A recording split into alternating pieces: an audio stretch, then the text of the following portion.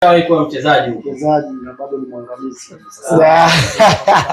Kesho tukutegemea uwanjani. Au wewe umesha kwenye benchi la ufundi? Kaombi kabisa kidogo.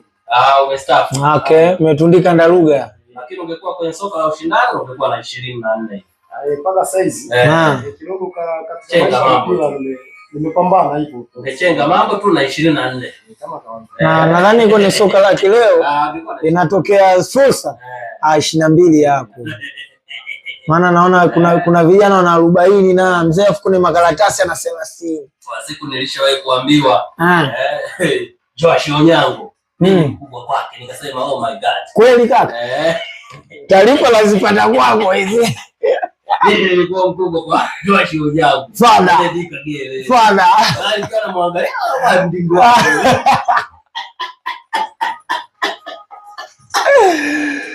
Mambo ni mengi kaka.